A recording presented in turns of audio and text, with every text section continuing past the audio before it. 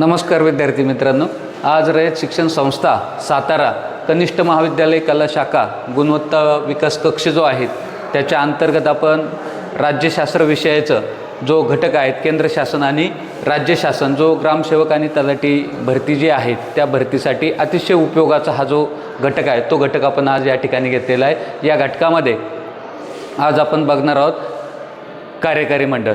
ही जे कार्यकारी मंडळ आहेत, कार्यकारी मंडळाचे आपल्या देशामध्ये दोन प्रकार पडतात, एक म्हणजे केंद्रीय कार्यकारी मंडळ आणि दुसरं म्हणजे राज्य कार्यकारी मंडळ। यामध्ये आपण जे केंद्रीय कार्यकारी मंडळ आहेत ते केंद्रीय कार्यकारी मंडळ अगोदर आपण बघणार आहोत। या केंद्रीय कार्यकारी मंडळामध्ये राष्ट्रपती, पंतप्रधान आणि मंत्रिमंडळ यांचा समावेश होत असतो आणि म्हणून अगोदर आपण या कार्यकारी मंडळातील जे राष्ट्रपती आहेत त्या राष्ट्रपतींची माहिती बघणार आहोत। आता राष्ट्रपती हे भारताचं एक महत्त्वाचं सर्वोच्च संविधानिक असं पद आहे जे भारतीय लोकशाहीचं प्रतीक आहेत आणि आपल्या देशाचे प्रथम जे नागरिक आहेत ते म्हणजे आपल्या देशाचे राष्ट्रपती। आणि हे जे राष्ट्रपती आहेत ते आपल्या देशाचे संपूर्ण सशस्त्र दल जो आहे त्या सशस्त्र दलाचे ते प्रमुख असतात आणि म्हणून त्यांचं हे पद आपल्या देशासाठी अतिशय महत्त्वपूर्ण आहेत आणि म्हणून आज आपण या ठिकाणी राष्ट्रपती पदाविषयीची माहिती बघत आहोत। यामध्ये राष्ट्रपती पदासाठीची जी पात्रता आहे ती पात्रता आपण अगोदर या ठिकाणी बघूयात।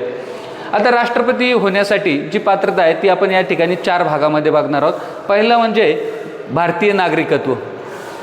कोणताही उमेदवार राष्ट्रपती पदासाठी जर निवडणुकीला सामोरं जाणार असेल तर ती उमेदवार जी व्यक्ती आहे ती व्यक्ती भारतीय नागरिक असणं आवश्यक आहे। म्हणजे जी व्यक्ती विदेशी असेल किंवा स्वतःहून परदेशी नागरिकत्व त्या व्यक्तीने स्वीकारलेलं असेल तर त्या व्यक्तीला राष्ट्रपती पदासाठी उमेदवारी अर्ज दाखल करता येत नाही, त्यामुळे ती व्यक्ती भारतीय नागरिक असणं आवश्यक आहे। त्यानंतर दुसरी जी पात्रता आहे ती म्हणजे वयोमर्यादा। वयोमर्यादा बघत असताना या ठिकाणी जो उमेदवार राष्ट्रपती पदासाठी अर्ज दाखल करणार आहे त्या उमेदवाराचा अर्ज दाखल करतेवेळी त्याचं वय वर्ष 35 असणं गरजेचं आहे। त्यानंतर तिसरी जी पात्रता आहे ती म्हणजे लोकसभा सदस्यतासाठी तो लोकसभेचा जो सदस्य आहे त्या लोकसभेच्या सदस्यासाठी संसदेने ज्या काही विहित अटी ठरवून दिलेल्या आहेत त्या विहित अटींची पूर्तता त्या उमेदवाराने करणं आवश्यक आहे। म्हणजे लोकसभा सदस्य होण्यासाठी तो पात्र जर असेल तर त्याच व्यक्तीला राष्ट्रपती पदासाठी उमेदवारी अर्ज दाखल करता येतो। आणि चौथी जी पात्रता आहे ती म्हणजे आपण या ठिकाणी बघणार आहोत नफ्याचे पद। नफ्याचे पद म्हणजे काय की जी राष्ट्रपती पदासाठी उमेदवार म्हणून जी व्यक्ती उभी राहणार आहे ती व्यक्ती कोणत्याही केंद्र सरकार किंवा राज्य सरकारच्या नोकरीमध्ये असता कामा नये। ती जर त्या सरकारी नोकरीमध्ये जर असेल आणि राष्ट्रपती पदावरती नियुक्त झाली तर त्या व्यक्तीला लगेच आपला राजीनामा द्यावा लागतो, म्हणजे नफ्याचं पद त्यांना धारण करता येत नाही। ही होती राष्ट्रपती पदासाठीची पात्रता। आता आपण राष्ट्रपती पदाची जी निवड प्रक्रिया आहे ती निवड प्रक्रिया बघूयात। आता राष्ट्रपतींची निवड जी आहे ती अप्रत्यक्षपणे केली जाते। अप्रत्यक्षपणे म्हणजे काय तर आपल्या देशामध्ये जे लोकसभेचे खासदार आहेत किंवा प्रत्येक घटक राज्याचे जे विधानसभेचे आमदार आहेत यांची जी निवड आहे ही प्रत्यक्षपणे केली जाते। प्रत्यक्षपणे म्हणजे काय, लोकांनी म्हणजे भारतीय जी नागरिक आहेत ते नागरिक प्रत्यक्षपणे मतदान करतात आणि त्या व्यक्ती ती संसदेत सदस्य निवडून देत असतात। पण राष्ट्रपतींना या ठिकाणी अप्रत्यक्षपणे त्यांची निवड केली जाते। म्हणजे या ठिकाणी काय केलं जातं तर जे लोकसभा सदस्य आहेत किंवा राज्यसभा सदस्य आहेत किंवा सर्व राज्याच्या विधानसभेचे जे सदस्य आहेत त्या विधानसभेच्या सदस्यांना आपण म्हणजे नागरिक भारतीय नागरिक निवडून देतो आणि ते आपल्या वतीने राष्ट्रपतींच्या निवडणुकीमध्ये मतदान करतात। म्हणजेच या पद्धतीला अप्रत्यक्ष पद्धत असं म्हणतात आणि ही अप्रत्यक्ष पद्धतीने राष्ट्रपतींची निवड केली जाते। यामध्ये मतदान करण्याचा अधिकार कुणाला आहे तर मी तुम्हाला अगोदरच सांगितलं की याच्यामध्ये राष्ट्रपतींना मतदान करण्याचा जो अधिकार आहे त्या अधिकारामध्ये आपली जी संसद आहे त्या संसदेचं जे वरिष्ठ सभागृह आहेत ते म्हणजे राज्यसभा, या राज्यसभेचे सर्व सदस्य, तसेच कनिष्ठ सभागृह जे आहेत ते म्हणजे लोकसभा, त्या लोकसभेचे सर्व सदस्य, तसेच सर्व घटक राज्याच्या विधानसभेचे जे सदस्य आहेत ते आणि केंद्रशासित प्रदेशांचे सदस्य या ठिकाणी राष्ट्रपतींच्या निवडणुकीमध्ये मतदान करू शकतात। म्हणजे त्यांना त्या ठिकाणी मतदानाचा अधिकार असतो। त्यानंतर राष्ट्रपतींची निवडणूक ही गुप्त मतदान पद्धतीने होते। आपल्या भारतीय लोकशाहीमध्ये जे स्वतंत्र एक निर्वाचक मंडळ आहेत तो निर्वाचन आयोग, त्या आयोगाच्या माध्यमातून आपल्या देशामध्ये गुप्त मतदान पद्धतीने निवडणुका होत असतात. तशाच पद्धतीने राष्ट्रपतींची निवडसुद्धा गुप्त मतदान पद्धतीने केली जाते. त्यानंतर मतमूल्यांकन. या ठिकाणी मतमूल्यांकन बघत असताना बघा विद्यार्थी मित्रांनो, की मतमूल्यांकन म्हणजे घटक राज्याच्या लोकसंख्येच्या आधारावरती त्या उमेदवाराला मतदान करणारे जे सदस्य आहेत त्या सदस्यांच्या मताचं मूल्य या ठिकाणी ठरवलं जातं आणि त्यानुसार मतदानाचा अधिकार त्यांना मिळत असतो. यानंतर आपण बघणार आहोत राष्ट्रपतींचा कार्यकाल आणि वेतन. आता राष्ट्रपतींचा कार्यकाल हा साधारणतः 5 वर्षांचा असतो आणि ते पुन्हा निवडून येण्यास पात्र असतात. म्हणजे आपल्या भारतीय संविधानामध्ये अशा कोणत्याही प्रकारची तरतूद नाही की एकदा राष्ट्रपतीचा कार्यकाल 5 वर्ष पूर्ण झाला तरी ते पुन्हा किती वेळा निवडून येऊ शकतात, याचं आपल्या संविधानामध्ये तशी कोणतीही तरतूद नाही. ते कितीही वेळा निवडणुकीला सामोरं जाऊ शकतात आणि निवडणुकीमध्ये निवडून आले तर राष्ट्रपती पदावर ते जाऊ शकतात. त्यानंतर वेतन. राष्ट्रपतींचं जर वेतन पाहिलं आपण तर राष्ट्रपतींचं वेतन हे महिन्याकाठी 5 लाख रुपये आहेत आणि या ठिकाणी त्यांना इतर भत्ते आणि सोयीसुविधासुद्धा उपलब्ध करून दिलेल्या असतात. म्हणजे राष्ट्रपतींना दर महिन्याकाठी 5 लाख रुपये आणि इतर प्रकारच्या वेतन आणि भत्ते या ठिकाणी दिले जातात. त्यानंतर तुम्ही पहा राष्ट्रपती हे जे आहेत ह्या राष्ट्रपतींना पदावरून दूर करण्याची जी प्रक्रिया वापरली जाते त्या प्रक्रियेला महाभियोग असं म्हटलं जातं. महाभियोग म्हणजे काय तर राष्ट्रपती आपल्या भारतामध्ये एकमेव असं पद आहे की त्यांना पदच्युत करण्यासाठी किंवा त्यांना पदावरून दूर करण्यासाठी महाभियोग ही पद्धत वापरली जाते. म्हणजे या ठिकाणी इतर कोणत्याही भारतातील पदावरील व्यक्तींना पदावरून दूर करण्यासाठी ही पद्धत वापरली नाही, फक्त एकमेव राष्ट्रपतींसाठी ही पद्धत वापरली जाते. म्हणजे आता ही महाभियोग पद्धत म्हणजे काय तर जेव्हा राष्ट्रपती संविधानानुसार कारभार करत नसतील किंवा त्या संविधानाचं कायद्यांचं उल्लंघन करत असतील असं जर लक्षात आलं तर राष्ट्रपतींना पदावरून दूर करण्यासाठी या ठिकाणी महाभियोग ही पद्धत वापरली जाते. आणि या महाभियोग पद्धत संसदेमध्ये ती पद्धत वापरली जाते. संसदेने या ठिकाणी महाभियोग पद्धत वापरून राष्ट्रपतींना पदावरून दूर केलं जातं. परंतु आपल्या भारतामध्ये आजपर्यंत एकदाही महाभियोग पद्धतीने कोणत्याही राष्ट्रपतींना पदावरून दूर केलेलं नाही. त्यानंतर राष्ट्रपतींचं उत्तराधिकारी म्हणजे काय तर राष्ट्रपतींचा 5 वर्षांचा कार्यकाल जो आहे तो कार्यकाल संपल्यानंतर पुन्हा राष्ट्रपती म्हणजे नव्याने जे राष्ट्रपती निवडून येतात ते निवडून येईपर्यंत पदग्रहण करेपर्यंत पूर्वीचेच राष्ट्रपती त्या पदावर कार्यरत असतात. म्हणजे तोपर्यंत त्यांचा कार्यकाल या ठिकाणी कायम असतो. त्यानंतर आपण बघणार आहोत राष्ट्रपतींचे मुख्य अधिकार. आता राष्ट्रपतींचे मुख्य अधिकार पाहत असताना आपल्या देशाचा संपूर्ण राज्यकारभार हा राष्ट्रपतींच्या नावाने चालत असतो. राष्ट्रपती हे भारताचे प्रथम नागरिक मानले जातात. म्हणजे आपल्या भारताचा संपूर्ण जो कारभार आहे तो संपूर्ण कारभाराचं कामकाजाचं नियंत्रण करणं किंवा त्यावरती संपूर्ण अधिकार या ठिकाणी राष्ट्रपतींना असतात. आणि म्हणून राष्ट्रपतींचे मुख्य अधिकार पाहत असताना भारताचे राष्ट्रपती हे केवळ संविधानिक पद नाही तर ते देशाच्या प्रशासकीय आणि कायदेशीर प्रक्रियेमध्ये महत्त्वाची भूमिका बजावत असतात. आणि म्हणून संसदेविषयीचे महत्त्वाचे अधिकार या ठिकाणी आपल्याला पाहायला मिळतं. आता संसदेविषयीचे अधिकार कोणते आहेत तर संसदेचं अधिवेशन बोलावणं. संसदेचं अधिवेशन बोलावण्याचा अधिकार फक्त आणि फक्त राष्ट्रपतींनाच असतो. त्यानंतर संसदेचं अधिवेशन सुरू असताना काही कारणास्तव ते स्थगित जर करायचं असेल तर ते सुद्धा स्थगित करण्याचा अधिकारसुद्धा राष्ट्रपतींनाच आहे. त्यानंतर जेव्हा 2 अधिवेशनांच्या मध्ये कालखंड मोठा असतो आणि म्हणून त्या 2 अधिवेशनांच्या मध्य कालखंडामध्ये जर एखादं विशेष अधिवेशन बोलावण्याची आवश्यकता निर्माण झाली तर ती सुद्धा विशेष अधिवेशन बोलावण्याचा सुद्धा अधिकार हा राष्ट्रपतींना असतो. त्यानंतर जेव्हा संसदेमध्ये विधेयक सादर केलं जातं आणि दोन्ही सभागृहाने ते विधेयक मंजूर केलं तर ते सहीसाठी राष्ट्रपतींकडे येते आणि राष्ट्रपतींकडे सहीसाठी आल्यानंतर जोपर्यंत राष्ट्रपती त्यावर सही करत नाही तोपर्यंत त्या विधेयकाचं रूपांतर कायद्यामध्ये होत नाही. म्हणजे विधेयकावर स्वाक्षरी राष्ट्रपती करत नाही तोपर्यंत त्याचं कायद्याच्या प्रक्रियेमध्ये त्याचा समावेश होत नाही. म्हणून प्रत्येक विधेयकावर राष्ट्रपतींची सही असणं गरजेचं आहे. म्हणजे प्रत्येक विधेयकावर स्वाक्षरी करण्याचा अधिकार राष्ट्रपतींना दिलेला आहे.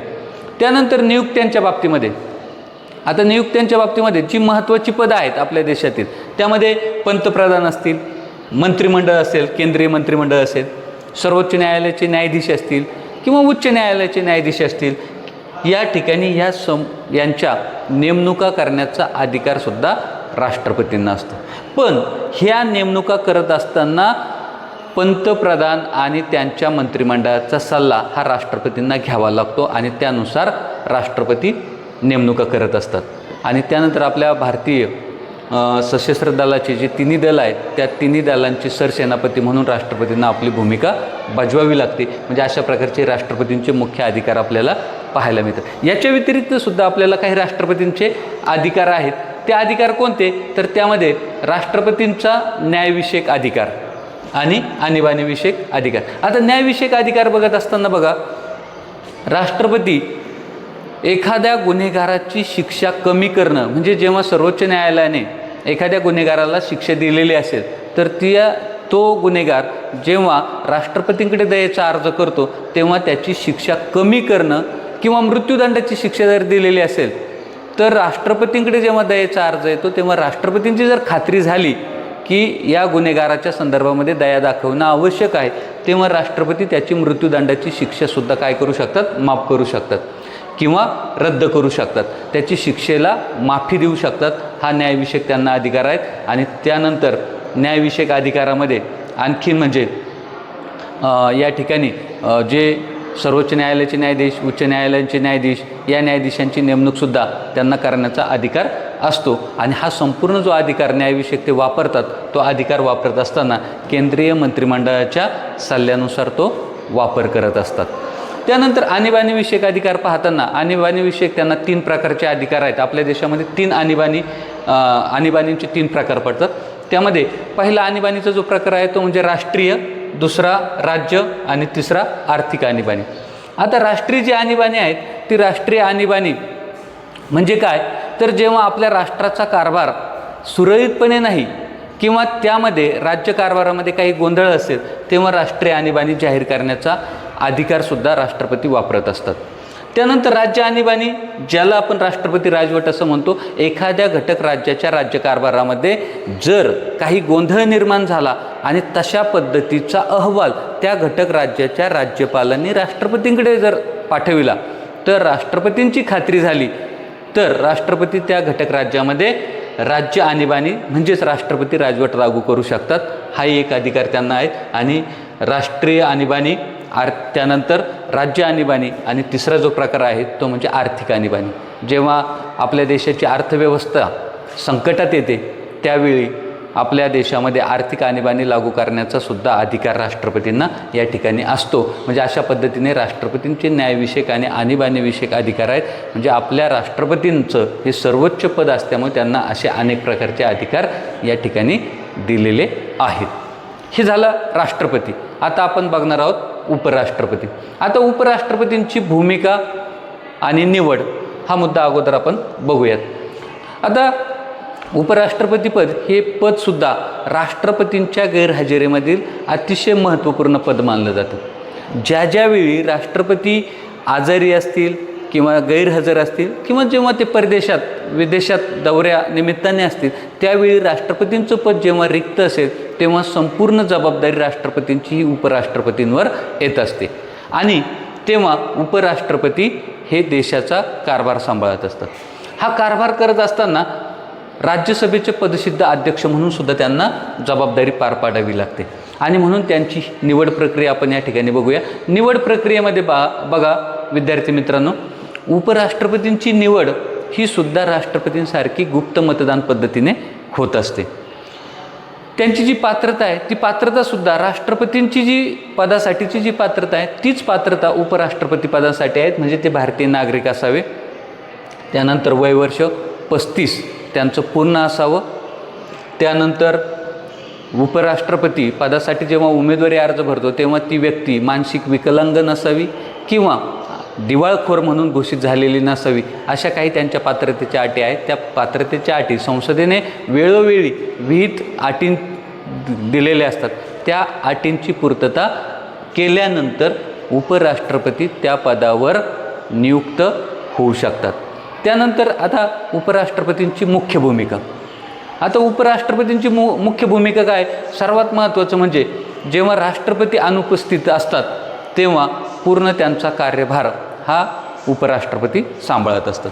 त्यानंतर दुसरं महत्त्वाचं म्हणजे की राज्यसभेचे ते पदसिद्ध अध्यक्ष असतात. ज्या दिवशी ते उपराष्ट्रपती पदावर निवडून येतात त्याच दिवशी ते राज्यसभेचे पदसिद्ध अध्यक्ष बनत असतात. आणि त्यांचाही कार्यकाळ हा साधारणतः 5 वर्षाचा असतो. एकदा निवडून आल्यानंतर पुन्हा ते निवडणुकीला सामोरं जाऊ शकतात, पुन्हा नव्याने ते निवडून येऊ शकतात. म्हणजे या ठिकाणी असं काही मर्यादा पुन्हा निवडून येण्यासाठीच्या नाहीत.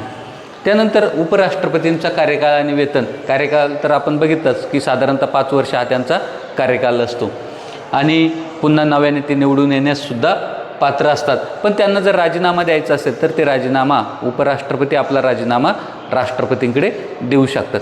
जसं उपराष्ट्रपतींना राजीनामा द्यायचा असेल तर ते राष्ट्रपतीकडे सादर करतात, तसं राष्ट्रपतींनाही जर आपला राजीनामा सादर करायचा असेल किंवा द्यायचा असेल तर तो उपराष्ट्रपतींकडे सुपूर्द करावा लागतो. त्यानंतर उपराष्ट्रपतींचं वेतन. आता उपराष्ट्रपतींना राष्ट्रपती पदासारखं उपराष्ट्रपती पद म्हणून त्यांना वेतन दिलं जात नाही, तर त्यांना राज्यसभेचं पदसिद्ध अध्यक्ष म्हणून वेतन दिलं जातं आणि ते वेतनसुद्धा त्यांचं संसदेद्वारे कायद्यानुसार निर्धारित केलेलं असतं. त्यानुसार त्यांना ते वेतन दिलं जातं.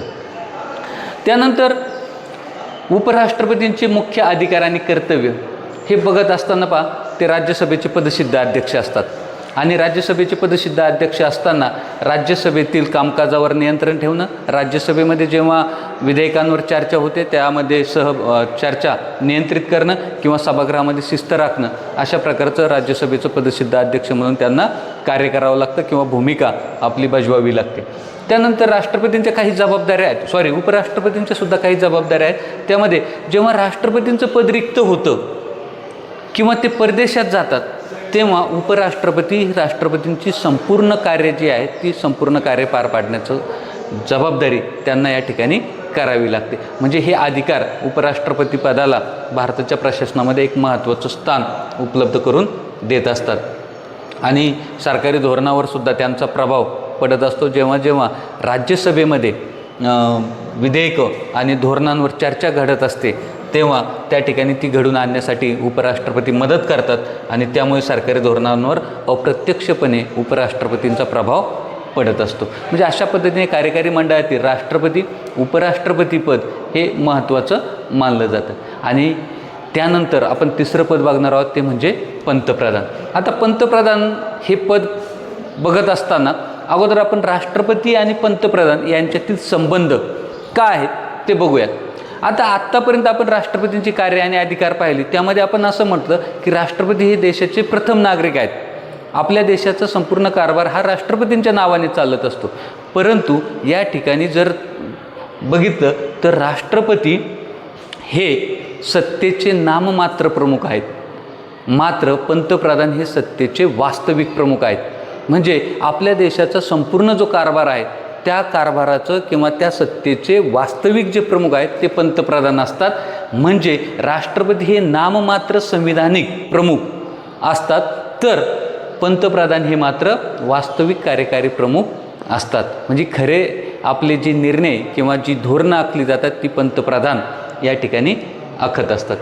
त्यानंतर सल्ला आणि मार्गदर्शनाच्या बाबतीमध्ये राष्ट्रपती काय जेवढे निर्णय घेतात, जेवढी धोरणं ठरवतात किंवा जे काय अधिकार वापरतात ते संपूर्ण अधिकार वापरत असताना ते पंतप्रधान आणि त्यांच्या मंत्रिमंडळाचा सल्ला घेत असतात. तो त्यांच्यावर बंधनकारक असतो आणि त्यामुळे सल्ला आणि मार्गदर्शनाच्या बाबतीमध्ये सुद्धा या ठिकाणी पंतप्रधानांचा महत्त्वाचा रोल या ठिकाणी असतो.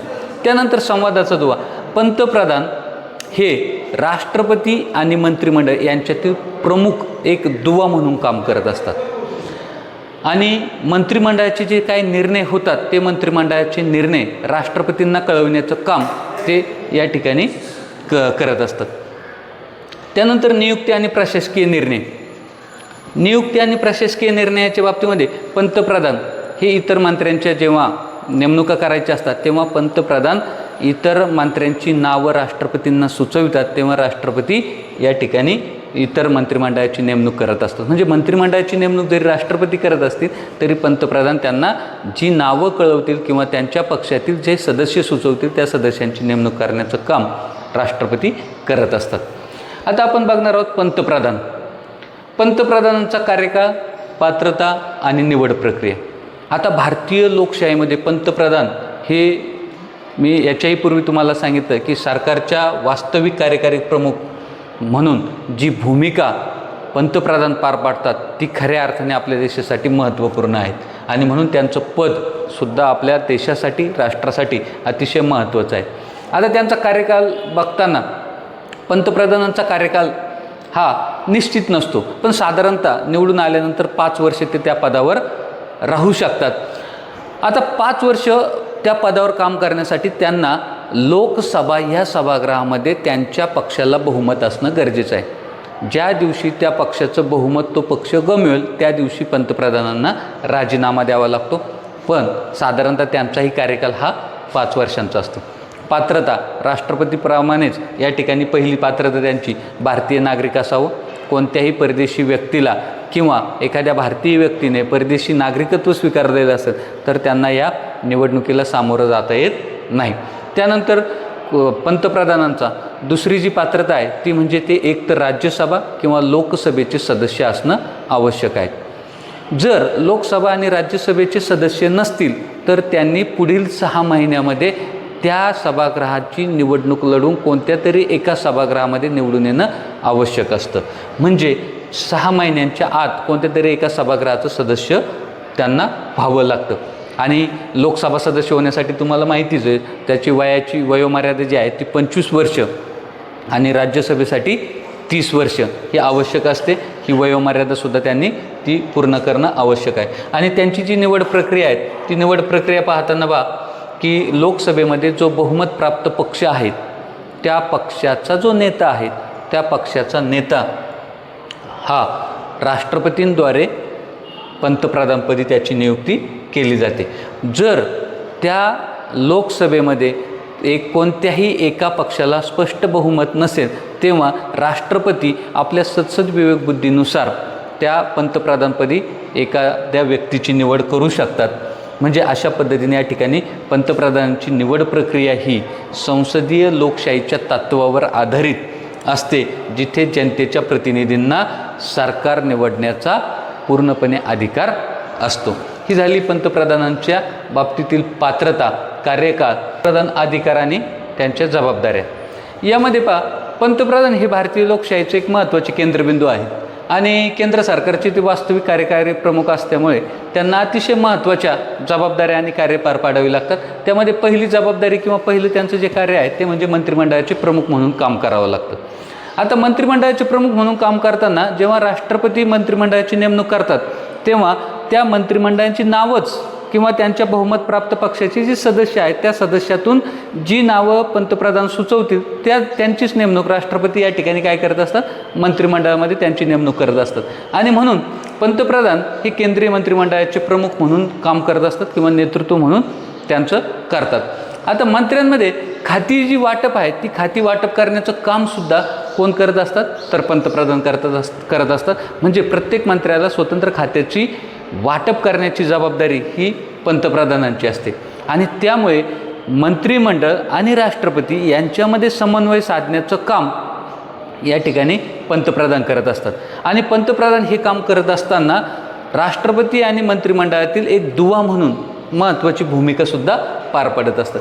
त्यानंतर धोरण निर्मितीच्या बाबतीमध्ये त्यांची कार्य अतिशय महत्त्वाची मानली जातात. कारण आपल्या संपूर्ण देशाचं जे धोरण निर्मिती आहे त्या धोरण निर्मितीमध्ये पंतप्रधानांची भूमिका अतिशय महत्त्वाची आहे.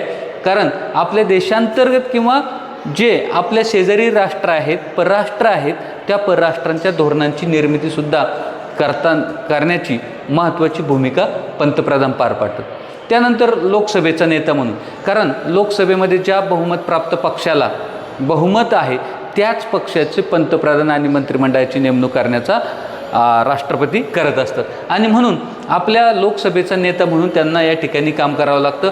जे लोकसभेमध्ये बहुमत प्राप्त पक्षाचे नेते असतात आणि सभागृहाचे कामकाज तसेच कायदेशीर प्रक्रियांचं मार्गदर्शनसुद्धा करण्याचं काम या ठिकाणी पंतप्रधानांना करावं लागतं. त्यानंतर सरकारचे प्रमुख म्हणून, आता लोकसभेमध्ये हे जे कनिष्ठ सभागृह आहेत संसदेचं, त्या लोकसभेत ज्या बहुमत प्राप्त पक्षाचा नेता हा निवडून आलेला असतो त्यालाच राष्ट्रपती पंतप्रधान म्हणून त्याची नियुक्ती करत असतात. आणि त्यामुळे सरकारचं जे प्रमुख पद आहे ते सरकारचं प्रमुख पद म्हणजे वास्तविक प्रमुख, देशाच्या सत्तेचे वास्तविक प्रमुख म्हणून किंवा कार्यकारी प्रमुख हे पंतप्रधान असतात. आणि म्हणून त्या ठिकाणी धोरणात्मक निर्णय आणि आंतरराष्ट्रीय स्तरावरील भारताची जी प्रतिनिधित्व आहे ते प्रतिनिधित्व करण्याचं काम पंतप्रधानांना करावं लागतं. म्हणजे आपल्या देशाची जी प्रतिमा आहे ती खऱ्या अर्थाने पंतप्रधान जगभरामध्ये निर्माण करत असतात. आणि म्हणून या ठिकाणी सरकारचे प्रमुख म्हणून सुद्धा ते कार्य करत असतात. त्यानंतर महत्त्वाच्या नियुक्त्या, जे राष्ट्रपती आपल्या देशातील महत्त्वाच्या नियुक्त्या करतात, उदाहरणार्थ सर्वोच्च न्यायालयाचे न्यायाधीश असतील, उच्च न्यायालयांचे न्यायाधीश असतील, महाधिवक्ता असेल किंवा राज्यपाल असतील किंवा निर्वाचक मंडळाचे आयुक्त असतील, यांची जी नेमणुका केल्या जातात ते राष्ट्रपती जरी करत असतील तरी त्या राष्ट्रपतींना सल्ला देण्याचं काम हे पंतप्रधान करत असतात. म्हणजे पंतप्रधानांचा सल्ला हा राष्ट्रपतींना बंधनकारक असतो. म्हणजे या महत्त्वाच्या नियुक्त्यांमध्ये सुद्धा पंतप्रधानांची भूमिका महत्त्वाची असते. हे झाले पंतप्रधानांचे अधिकार आणि जबाबदाऱ्या. त्यानंतर आता आपण बघणार आहोत कार्यकारी मंडळातील शेवटचा जो घटक आहे तो म्हणजे केंद्रीय मंत्रिमंडळ. आता केंद्रीय मंत्रिमंडळ यामध्ये आपण अगोदर बघितलं की राष्ट्रपती हे फक्त नामधारी प्रमुख आहेत आणि पंतप्रधान हे वास्तविक सत्तेचे प्रमुख असतात. आणि यामध्ये केंद्रीय कार्यकारी मंडळामध्ये राष्ट्रपती, पंतप्रधान, मंत्रिमंडळ यांची माहिती आपण या ठिकाणी पाहिलेली आहे. आणि हे संपूर्ण अधिकार वापरताना संपूर्ण जे अधिकार राष्ट्रपती जरी वापरत असते तरी राष्ट्रपती फक्त नामधारी असतात, पंतप्रधान हे सत्तेचे प्रमुख असतात. आणि म्हणून या ठिकाणी जे केंद्रीय मंत्रिमंडळ असतं हे पंतप्रधानांना त्यांच्या कामकाजामध्ये महत्त्वपूर्ण मदत करत असतात.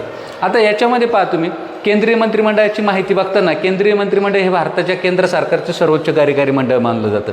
आणि पंतप्रधान त्यांचे प्रमुख असतात आणि ते देशाच्या धोरण निर्मितीमध्ये महत्त्वाची भूमिका पंतप्रधान बजावत असतात. आणि मग यामध्ये मंत्रिमंडळ जे आहे त्या मंत्रिमंडळाची कार्य आपण थोडक्यात या ठिकाणी पाहूयात. आता याच्यामध्ये मंत्रिमंडळाची एक सामूहिक जबाबदारी असते. सामूहिक जबाबदारी काय असते तर मंत्रिमंडळ हे लोकसभेला सामूहिकरित्या जबाबदार असते. म्हणजे लोकसभेमध्ये जी धोरणं किंवा जे निर्णय घेतले जातात त्याची प्रत्यक्षात अंमलबजावणी करण्याचं काम पंतप्रधान आणि त्यांचं मंत्रिमंडळ करत असतं. आणि म्हणून मंत्रिमंडळ हे लोकसभेला सामूहिकरित्या जबाबदार असतं. म्हणून लोकसभेमध्ये जेव्हा बहुमत ह्या पक्ष गमावतो त्यावेळी पंतप्रधान आणि त्यांच्या मंत्रिमंडळाला राजीनामा द्यावा लागतो. त्यानंतर प्रशासकीय निर्णयाच्या बाबतीमध्ये सुद्धा जेव्हा जेव्हा आपल्या देशामध्ये प्रशासकीय निर्णय घेतले जातात तेव्हा त्या प्रशासकीय निर्णयांची अंमलबजावणीसुद्धा करण्याचं काम मंत्रिमंडळाला करावं लागतं. त्यानंतर धोरण निर्मितीच्या बाबतीमध्ये प्रत्येक मंत्र्याला आपल्या स्वतंत्र खात्यांची जबाबदारी दिलेली असते. आणि मग त्या स्वतंत्र खात्यांची जबाबदारी जेव्हा मंत्र्यांना मिळते तेव्हा त्या खात्यासंदर्भातील राष्ट्रीय जी धोरणं आहेत ती राष्ट्रीय धोरणं, कायदे किंवा त्या खात्याचं स्वतंत्र बजेट तयार करण्याचं भूमिका किंवा कार्य या ठिकाणी कुणाला करावी लागते तर त्या मंत्रिमंडळातील मंत्र्यांना करावे लागते. त्यानंतर काही प्रशासकीय निर्णयसुद्धा देशाच्या महत्त्वाच्या प्रशासकीय आणि विकासात्मक निर्णयांची अंमलबजावणी करण्याचं कामसुद्धा कुणाला करावं लागतं मंत्रिमंडळाला करावं लागतं. आणि पंतप्रधान या मंत्रिमंडळाचं संपूर्ण नेतृत्व करत असतात. पंतप्रधानांच्या निर्णयाने आणि पंतप्रधानांच्या सल्ल्याने हे मंत्रिमंडळ काम करत असतं. त्यांची कॅबिनेट बैठक होते. त्या कॅबिनेट बैठकीमध्ये संपूर्ण देशाची धोरणांचे निर्णय या ठिकाणी होतात आणि त्या निर्णयांची अंमलबजावणी करण्याचं काम त्या ठिकाणी केलं जातं. आणि खऱ्या अर्थाने आपल्या भारतीय विकासाला दिशा देण्याचं काम पंतप्रधान आणि त्यांचं मंत्रिमंडळ करत असतं. आणि या ठिकाणी आपण या केंद्रीय कार्यकारी मंडळातील हा जो शेवटचा घटक आहे तो म्हणजे केंद्रीय मंत्रिमंडळातील मंत्र्यांचे प्रकार. आता आपल्या देशामध्ये केंद्रीय मंत्र्यांचे जे प्रकार आहेत ते 3 प्रकार पडतात. ते जे 3 प्रकार आहेत त्याच्यामध्ये एक कॅबिनेट मंत्री, राज्यमंत्री आणि उपमंत्री असे 3 प्रकार या ठिकाणी पडतात. त्याच्यामध्ये कॅबिनेट मंत्री म्हणजे केंद्रीय कार्यकारी मंडळातील जे मंत्री आहेत त्यातील सर्वात महत्त्वपूर्ण जे मंत्री आहेत ज्यांच्याकडे स्वतंत्र खात्यांचा कारभार दिलेला असतो, जे स्वतंत्र खात्यांचा कारभार सांभाळत असतात किंवा त्या खात्याचे धोरणात्मक निर्णयांची अंमलबजावणी करण्याचं काम करत असतात, त्यांना कॅबिनेट मंत्री असं म्हणतात. म्हणजे हे मंत्रिमंडळातील प्रमुख मंत्री म्हणून त्यांच्याकडे बघितलं जातं. दुसरा जो प्रकार आहे तो म्हणजे राज्यमंत्री. आता राज्यमंत्री म्हणजे काय, आता याच्यामध्ये सुद्धा मंत्र्यामध्ये 2 प्रकार पडतात. एक म्हणजे पहिला प्रकार असा आहे की कॅबिनेट मंत्र्यांसारखंच या राज्यमंत्र्यांना सुद्धा स्वतंत्र एखाद्या खात्याचा पदभार दिलेला असतो.